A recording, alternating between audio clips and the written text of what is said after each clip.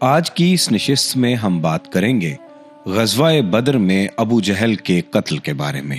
بسم اللہ الرحمن الرحیم، اللہم صلی علی محمد وعلی آل محمد وعترتہ بعدد کل معلوم لک۔ السلام علیکم ناظرین، سیرت النبی صلی اللہ علیہ وآلہ وسلم کی 40ویں نشست میں خوش آمدید۔ یہ ہماری بدر سیریز کی تیسری نشست ہے۔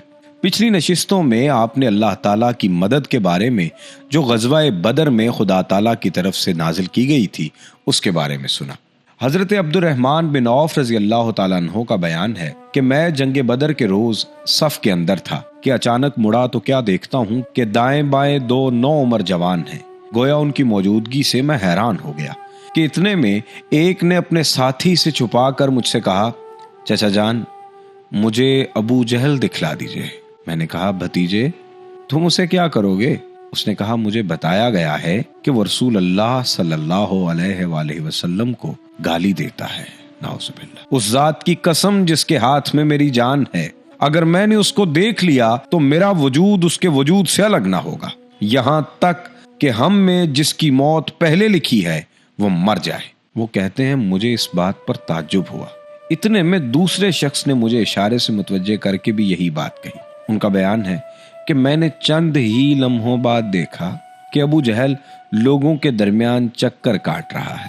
میں نے کہا، ارے دیکھتے نہیں، یہ رہا تم دونوں کا شکار جس کے بارے میں تم پوچھ رہے تھے۔ ان کا بیان ہے کہ یہ سنتے ہی وہ دونوں اپنی تلواریں لیے جھپٹ پڑے اور اسے مار کر قتل کر دیا۔ پھر پلٹ کر رسول اللہ صلی اللہ علیہ وسلم کے پاس آئے۔ آپ نے فرمایا، تم میں سے کس نے قتل کیا ہے؟ دونوں نے کہا، میں نے قتل کیا ہے۔ آپ نے فرمایا، اپنی اپنی تلواریں پونچھ چکے ہو؟ بولے نہیں۔ آپ نے دونوں تلواریں دیکھیں اور فرمایا، تم دونوں نے قتل کیا ہے، البتہ ابو جہل کا سامان معاذ بن عمرو بن جموح کو دیا۔ دونوں حملہ آوروں کا نام معاذ بن عمرو بن جموح اور معاذ بن افراح ہے۔ ابن اسحاق کا بیان ہے کہ معاذ بن عمرو بن جموح نے بتلایا کہ میں نے مشرکین کو سنا کہ ابو جہل کے بارے میں جو گھنے درختوں جیسی نیزوں اور تلواروں کی باڑ میں کہہ رہا تھا، ابو الحکم تک کسی کی رسائی نہ ہو۔ معاذ بن عمرو کہتے ہیں کہ جب میں نے یہ بات سنی تو اسے اپنے نشانے پر لے لیا اور اس کی سمت جمع رہا۔ جب گنجائش ملی تو میں نے حملہ کر دیا اور ایسی ضرب لگائی کہ اس کا پاؤں نصف پنڈلی سے اڑ گیا۔ واللہ جس وقت یہ پاؤں اڑا ہے تو میں اس کی تشبیہ صرف اس گٹھلی سے دے سکتا ہوں جو موصل کی مار پڑنے پر جھٹک کر اڑ جائے۔ ان کا بیان ہے کہ ادھر میں نے ابو جہل کو مارا اور ادھر اس کے بیٹے اکرما نے میرے کندھے پر تلوار چلائی، جس سے میرا ہاتھ کٹ کر میرے بازو کے چمڑے سے لٹک گیا اور لڑائی میں مخل ہونے لگا۔ میں اسے اپنے ساتھ گھسیٹتے ہوئے سارا دن لڑا، لیکن جب وہ مجھے اذیت پہنچانے لگا تو میں نے اس پر اپنا پاؤں رکھا اور اسے زور سے کھینچ کر الگ کر دیا۔ اس کے بعد ابو جہل کے پاس معوذ بن افراح پہنچے۔ وہ زخمی تھا۔ انہوں نے اسے ایسی ضرب لگائی کہ وہ وہیں ڈھیر ہو گیا، صرف سانس آتی جاتی رہی۔ اس کے بعد معوذ بن افراح رضی اللہ تعالیٰ عنہ خود بھی لڑتے ہوئے شہید ہو گئے۔ انا للہ و انا الیہ راجعون۔ جب مارکا ختم ہو گیا تو رسول اللہ صلی اللہ علیہ وسلم نے فرمایا، کون ہے جو دیکھے کہ ابو جہل کا انجام کیا ہوا؟ اس پر صحابہ کرام اس کی تلاش میں بکھر گئے۔ حضرت عبداللہ بن مسعود رضی اللہ تعالیٰ عنہ نے اسے اس حالت میں پایا کہ ابھی سانس آ جا رہی تھی۔ انہوں نے اس کی گردن پر پاؤں رکھا اور سر کاٹنے کے لیے داڑھی پکڑی اور فرمایا، او اللہ کے دشمن، آخر اللہ نے تجھے رسوا کیا نا؟ اس نے کہا، مجھے کاہے کا رسوا کیا؟ جس شخص کو تم لوگوں نے قتل کیا ہے اس سے بھی بلند پایا کوئی آدمی ہے؟ یہ جس کو تم لوگوں نے قتل کیا ہے اس سے بھی اوپر کوئی آدمی ہے؟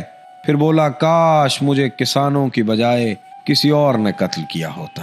اس کے بعد کہنے لگا، مجھے بتاؤ آج فتح کس کی ہوئی؟ حضرت عبداللہ بن مسعود نے فرمایا، اللہ اور اس کے رسول کی صلی اللہ علیہ وسلم۔ اس کے بعد حضرت عبداللہ بن مسعود سے جو اس کی گردن پر پاؤں رکھ چکے تھے کہنے لگا، او بکری کے چرواہے، تو بڑی اونچی اور مشکل جگہ پر چڑھ گیا۔ واضح رہے کہ عبداللہ بن مسعود رضی اللہ تعالیٰ عنہ مکے میں بکریاں چرایا کرتے تھے۔ ناظرین، دیکھنے کی چیز یہ ہے کہ غزوہ بدر میں مکے کا سردار کہ جس کی ہیبت اتنی تھی کہ تمام تر مکے والے اسے ابو الحکم کہہ کر بلایا کرتے تھے، جو جنگ کرنے پر سب سے زیادہ آمادہ تھا، اس بات پر اپنے آخری لمحے میں افسوس کرتا رہا کہ کاش مجھے کسانوں کے ہاتھوں قتل نہ کیا جاتا، یعنی وہ 2 نوعمر لڑکے جن کا واقعہ آپ نے سنا، جنہوں نے ابو جہل کو قتل کیا۔ بار بار اس بات پر اصرار کرتا رہا۔ جب حضرت عبداللہ بن مسعود نے اس کی گردن پر پاؤں رکھا تو اس نے کہا، او بکریاں چرانے والے، تو بڑی بلند جگہ پر کھڑا ہے۔ یعنی اس وقت اسے بھی اس بات کا احساس ہو گیا کہ یہ اسلام اور اسلام کی طاقت ہی ہے جس نے ایک چرواہے کو ایک سردار کی گردن پر پاؤں رکھنے پر اس قدر آمادہ کر دیا ہے۔ یہ یقینی طور پر اللہ کی مدد اور اسلام کی ہی دلیری ہے۔ اس گفتگو کے بعد حضرت عبداللہ بن مسعود نے اس کا سر کاٹ لیا اور رسول اللہ صلی اللہ علیہ وسلم کی خدمت میں لا کر حاضر کرتے ہوئے عرض کیا، یا رسول اللہ، یہ رہا اللہ کے دشمن ابو جہل کا سر۔ آپ نے 3 بار فرمایا، واقعی اس خدا کی قسم جس کے سوا کوئی معبود نہیں۔ اس کے بعد فرمایا، اللہ اکبر، الحمدللہ الذی صدق وعدہ ونصر عبدہ وہزم الاحزاب وحدہ۔ اللہ اکبر، تمام حمد اللہ کے لیے ہے جس نے اپنا وعدہ سچ کر دکھایا، اپنے بندے کی مدد فرمائی اور تنہا سارے گروہوں کو شکست دے دی۔ پھر فرمایا، چلو مجھے اس کی لاش دکھاؤ۔ ہم نے آپ صلی اللہ علیہ وسلم کو لے جا کر لاش دکھائی۔ آپ نے فرمایا، یہ اس امت کا فرعون ہے۔ حضرت عمیر بن الحام اور حضرت عوف بن حارث بن افرا کے ایمان افروز کارناموں کا ذکر آپ اسی نشست میں شروع میں سن چکے ہیں۔ حقیقت یہ ہے کہ اس مارکے میں قدم قدم پر ایسے مناظر پیش آئے جن میں عقیدے کی قوت اور اصولوں کی پختگی نمایاں جلوہ گر تھی۔ اس مارکے میں باپ اور بیٹے میں، بھائی اور بھائی میں سفرائی ہوئی، اصولوں کے اختلاف پر تلواریں بے نیام ہوئیں اور مظلوم و مقہور نے ظالم و قاہر سے ٹکر لے کر اپنے غصے کی آگ بجھائی۔ ابن اسحاق نے ابن عباس رضی اللہ تعالیٰ عنہ سے روایت کی ہے کہ نبی اکرم صلی اللہ علیہ وسلم نے صحابہ کرام سے فرمایا، مجھے معلوم ہے کہ بنو ہاشم وغیرہ کے کچھ لوگ زبردستی میدان جنگ میں لائے گئے ہیں، انہیں ہماری جنگ سے کوئی سروکار نہیں، لہٰذا بنو ہاشم کا کوئی آدمی کسی کی زد میں آ جائے تو وہ اسے قتل نہ کرے، اور ابو البختری بن ہشام کسی کی زد میں آ جائے تو وہ اسے قتل نہ کرے، اور عباس بن المطلب کسی کی زد میں آ جائیں تو وہ بھی انہیں قتل نہ کرے، کیونکہ وہ بالجبر لائے گئے ہیں۔ اس پر عتبہ کے صاحبزادے حضرت ابو حذیفہ رضی اللہ تعالیٰ عنہ نے کہا، کیا ہم اپنے باپ، بیٹوں، بھائیوں اور کنبے قبیلے کے لوگوں کو قتل کریں گے اور عباس کو چھوڑ دیں گے؟ خدا کی قسم، اگر اس سے میری مٹ بھیڑ ہو گئی تو میں اسے تلوار کی لگام پہنا دوں گا۔ یہ خبر رسول اللہ صلی اللہ علیہ وسلم کو پہنچی تو آپ نے حضرت عمر بن خطاب سے فرمایا، کیا رسول اللہ صلی اللہ علیہ وسلم کے چچا کے چہرے پر تلوار ماری جائے گی؟ حضرت عمر نے کہا، یا رسول اللہ، مجھے چھوڑیے، میں تلوار سے اس شخص کی گردن اڑا دوں، کیونکہ باخدا یہ شخص منافق ہو گیا ہے۔ بعد میں ابو حذیفہ رضی اللہ تعالیٰ عنہ کہا کرتے تھے کہ اس دن میں نے جو بات کہہ دی تھی اس کی وجہ سے میں مطمئن نہیں ہوں، برابر خوف لگا رہتا ہے، صرف یہی صورت ہے کہ میری شہادت اس کا کفارہ بن جائے۔ اور بالآخر وہ یمامہ کی جنگ میں شہید ہو گئے۔ ابو البختری کو قتل کرنے سے اس لیے منع کیا گیا تھا کہ مکے میں یہ شخص سب سے زیادہ رسول اللہ صلی اللہ علیہ وسلم کی ایذا رسانی سے اپنا ہاتھ روکے ہوئے تھا، آپ کو کسی قسم کی تکلیف نہ پہنچاتا تھا اور نہ اس کی طرف سے کوئی ناگوار بات سننے میں آتی تھی، اور یہ ان لوگوں میں سے تھا جنہوں نے بنی ہاشم اور بنی مطلب کا بائیکاٹ کا صحیفہ چاک کیا تھا۔ لیکن ان سب کے باوجود ابو البختری قتل کر دیا گیا۔ ہوا یہ کہ حضرت مجزر بن زیاد بلوی سے اس کی مدبھیڑ ہو گئی، اس کے ساتھ اس کا ایک اور ساتھی بھی تھا، دونوں ساتھ ساتھ لڑ رہے تھے۔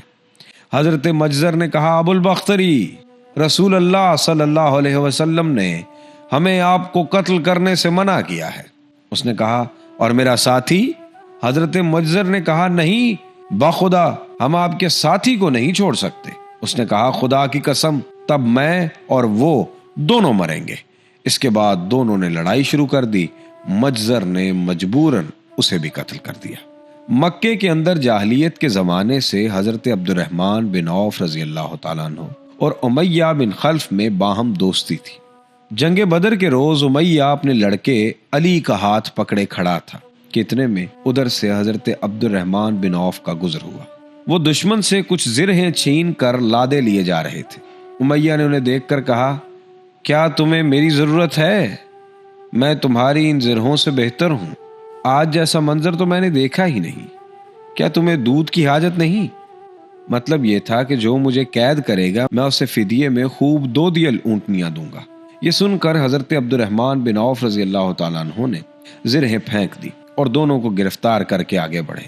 حضرت عبد الرحمن کہتے ہیں کہ میں امیہ اور اس کے بیٹے کے درمیان چل رہا تھا کہ امیہ نے پوچھا کہ آپ لوگوں میں وہ کون سا آدمی تھا جو اپنے سینے پر شتر مرغ کے بال لگائے پھر رہا تھا؟ میں نے کہا وہ حضرت حمزہ بن عبد المطلب تھے۔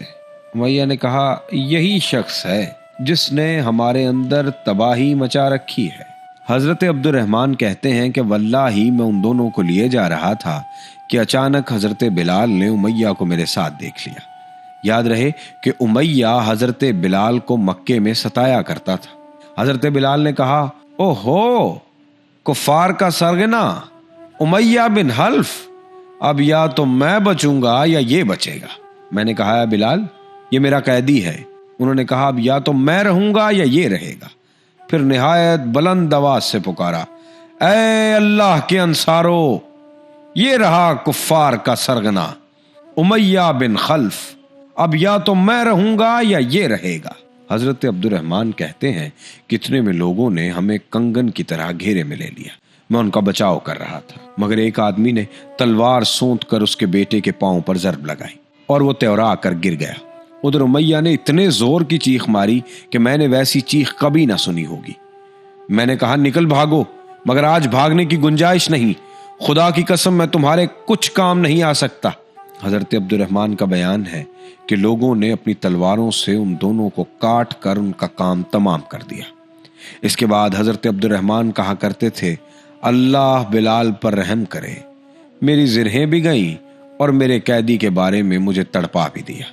زاد المعاد میں علامہ ابن قیم نے لکھا ہے کہ حضرت عبداللہ بن عوف نے امیہ بن خلف سے کہا کہ گھٹنوں کے بل بیٹھ جاؤ۔ وہ بیٹھ گیا اور حضرت عبد الرحمن نے اپنے آپ کو اس کے اوپر ڈال لیا، لیکن لوگوں نے نیچے سے تلواریں مار کر امیہ کو قتل کر دیا۔ بعض تلواروں سے حضرت عبد الرحمن بن عوف کا پاؤں بھی زخمی ہو گیا۔ حضرت عمر بن خطاب نے اپنے ماموں عاص بن حشام بن مغیرہ کو قتل کیا۔ اب یہ داستان سنتے جائیے گا کہ ایک کنبے اور قبیلے کے لوگ صرف اور صرف اس ایک اتھینٹسٹی پہ کہ اسلام کس قدر قابل مذہب ہے ایک دوسرے کے آمنے سامنے آ کھڑے ہوئے۔ حضرت ابوبکر صدیق نے اپنے بیٹے عبد الرحمن کو جو اس وقت مشرکین کے ہمراہ تھا پکار کر کہا، او خبیث، میرا مال کہاں ہے؟ عبد الرحمن نے کہا، ہتھیار، تیز رو گھوڑے اور اس تلوار کے سوا کچھ باقی نہیں جو بڑھاپے کی گمراہی کا خاتمہ کرتی ہے۔ جس وقت مسلمانوں نے مشرکین کی گرفتاری شروع کی تو رسول اللہ صلی اللہ علیہ وسلم چھپر میں تشریف فرما تھے اور حضرت سعد بن معاذ رضی اللہ تعالیٰ عنہ تلوار حمائل کیے دروازے پر پہرا دے رہے تھے۔ رسول اللہ صلی اللہ علیہ وسلم نے دیکھا کہ حضرت سعد کے چہرے پر لوگوں کی اس حرکت کا ناگوار اثر پڑ رہا ہے۔ آپ نے فرمایا، اے سعد، باخدا ایسا محسوس ہوتا ہے کہ تم کو مسلمانوں کا یہ کام ناگوار ہے؟ انہوں نے کہا، جی ہاں، خدا کی قسم ہے اللہ کے رسول، یہ اہل شرک کے ساتھ پہلا معرکہ ہے جس کا موقع اللہ نے ہمیں فراہم کیا ہے، اس لیے اہل شرک کو باقی چھوڑنے کے بجائے مجھے یہ بات زیادہ پسند ہے کہ انہیں خوب قتل کیا جائے اور اچھی طرح کچل دیا جائے۔ اس جنگ میں حضرت عکاشہ بن محسن اسدی رضی اللہ تعالیٰ عنہ کی تلوار ٹوٹ گئی۔ وہ رسول اللہ صلی اللہ علیہ وسلم کی خدمت میں حاضر ہوئے۔ آپ نے انہیں لکڑی کا ایک پھٹا تھما دیا اور فرمایا، عکاشہ، اس سے لڑائی کرو۔ عکاشہ نے اسے رسول اللہ صلی اللہ علیہ وسلم سے لے کر ہلایا تو وہ ایک لمبی، مضبوط اور چمچم کرتی ہوئی سفید تلوار میں تبدیل ہو گیا۔ پھر انہوں نے اسی سے لڑائی کی یہاں تک کہ اللہ نے مسلمانوں کو فتح نصیب فرمائی۔ اس تلوار کا نام اون یعنی مدد رکھا گیا تھا۔ یہ تلوار مستقلاً حضرت عکاشہ کے پاس رہی اور وہ اسی کو لڑائیوں میں استعمال کرتے رہے یہاں تک کہ دور صدیقی میں مرتدین کے خلاف جنگ کرتے ہوئے شہید ہو گئے۔ اس وقت بھی یہ تلوار ان کے پاس ہی تھی۔ خاتمہ جنگ کے بعد حضرت مصعب بن عمیر عبدری رضی اللہ تعالیٰ عنہ اپنے بھائی ابو عزیز بن عمیر ابدری کے پاس سے گزرے۔ ابو عزیز نے مسلمانوں کے خلاف جنگ لڑی تھی اور اس وقت ایک انصاری صحابی اس کا ہاتھ باندھ رہے تھے۔ حضرت مصعب نے اس انصاری سے کہا، اس شخص کے ذریعے سے اپنا ہاتھ مضبوط کرنا، اس کی ماں بڑی مالدار ہے، وہ غالباً تمہیں اچھا فدیہ دے گی۔ اس پر ابو عزیز نے اپنے بھائی مصعب سے کہا، کیا میرے بارے میں تمہاری یہی وصیت ہے؟ حضرت مصعب نے فرمایا، ہاں، تمہاری بجائے یہ انصاری میرا بھائی ہے۔ جب مشرکین کی لاشوں کو کنویں میں ڈالنے کا حکم دیا گیا اور عتبہ بن ربیعہ کو کنویں کی طرف گھسیٹ کر لے جایا جانے لگا تو رسول اللہ صلی اللہ علیہ وسلم نے اس کے صاحبزادے حضرت ابو حذیفہ کے چہرے پر نظر ڈالی۔ دیکھا تو غمزدہ تھے، چہرہ بدلا ہوا تھا۔ آپ نے فرمایا، ابو حذیفہ، غالباً اپنے والد کے سلسلے میں تمہارے دل کے اندر کچھ احساسات ہیں۔ انہوں نے کہا، نہیں واللہ یا رسول اللہ، میرے اندر اپنے باپ کے بارے میں اور ان کے قتل کے بارے میں ذرا بھی لرزش نہیں۔ البتہ میں اپنے باپ کے متعلق جانتا تھا، ان میں سوجھ بوجھ ہے، دور اندیشی اور افضل و کمال ہے، اس لیے میں آس لگائے بیٹھا تھا کہ یہ خوبیاں انہیں اسلام تک پہنچا دیں گی، لیکن اب ان کا انجام دیکھ کر اور اپنی توقع کے خلاف کفر پر ان کا خاتمہ دیکھ کر مجھے افسوس ہے۔ اس پر اللہ کے رسول صلی اللہ علیہ وسلم نے حضرت ابو حذیفہ کے حق میں دعائے خیر فرمائی اور ان سے بھلی بات کہی۔ ناظرین، یہ وہ تمام تر لوگ تھے، کسی کا بھائی، کسی کا باپ، کسی کا بیٹا اس کے مد مقابل آن کھڑا تھا، لیکن اسلام اور حضرت عالی مرتبت حضرت محمد صلی اللہ علیہ وآلہ وسلم کی ذات بابرکت ان سب سے بڑھ کر مسلمانوں کو عزیز تھی۔ ناظرین، آج کی اس نشست سے فی الحال اتنا ہی۔ اپنے میزبان سید ابرار ابوالحسن کو اجازت دیجیے۔ اللہ حافظ و ناصر۔